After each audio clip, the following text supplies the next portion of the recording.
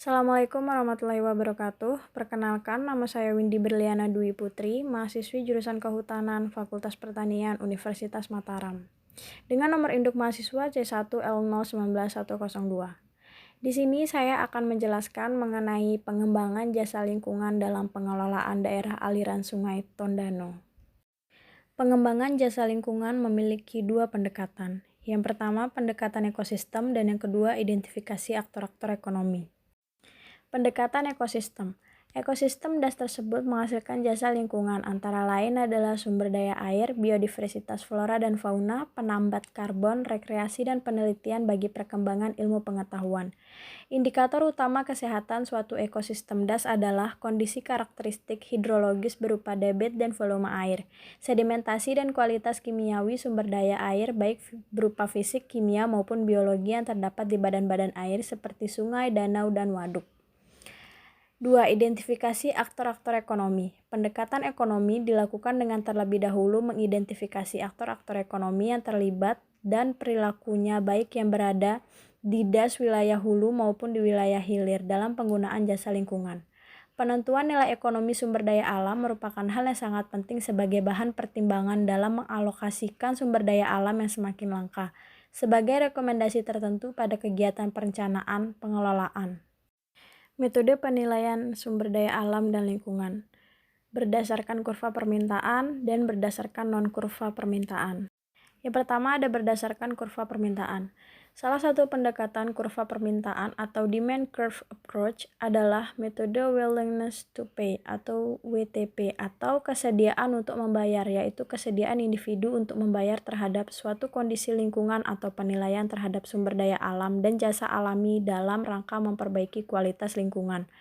Dalam WTP dihitung seberapa jauh kemampuan setiap individu atau masyarakat secara agregat untuk membayar atau mengeluarkan uang dalam rangka memperbaiki kondisi lingkungan sesuai dengan standar yang diinginkannya. Metode berdasarkan kurva permintaan terdiri dari contingent valuation method, metode biaya perjalanan atau travel cost method, dan metode harga hedonik atau hedonic pricing method. Kedua ada berdasarkan non-kurva permintaan. Metode berdasarkan non-kurva permintaan terdiri dari metode dosis respon, metode biaya pengganti, metode perilaku mitigasi, dan metode berdasarkan opportunity cost.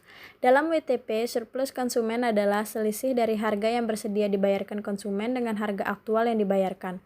Metode damage cost avoided, replacement cost, dan substitute cost juga merupakan metode pendekatan berdasarkan bukan kurva permintaan. Metode ini didasarkan pada kesediaan individu untuk membayar biaya preventif, biaya pengganti, dan biaya substitusi atas menurunnya kualitas jasa lingkungan. Selanjutnya ada usulan pengembangan jasa lingkungan dalam pengelolaan daerah aliran Sungai Tondano.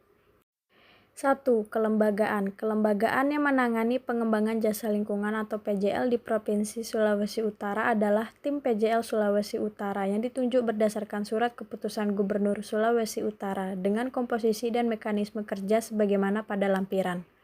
2. Monitoring dan evaluasi. Untuk monitoring dan evaluasi akan dilakukan oleh lembaga atau profesional yang ditunjuk oleh pembayar jasa lingkungan, lembaga atau profesional yang ditunjuk oleh produsen jasa lingkungan, lembaga atau profesional yang ditunjuk oleh tim PJL Sulut. Dan yang ketiga, yang terakhir, pembiayaan dan sumbernya. Jenis pembiayaan untuk pengembangan jasa lingkungan di Sulawesi Utara meliputi 1.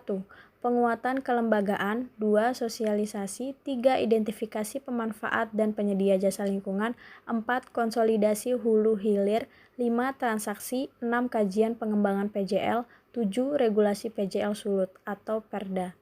Sumber pembiayaan, 1. APBD atau APBN, 2. Pihak donor, 3. Sumber dana lain yang tidak mengikat. Mungkin cukup sekian yang dapat saya sampaikan, kurang lebihnya mohon maaf. Saya Windy Berliana Dwi Putri, terima kasih. Wassalamualaikum warahmatullahi wabarakatuh.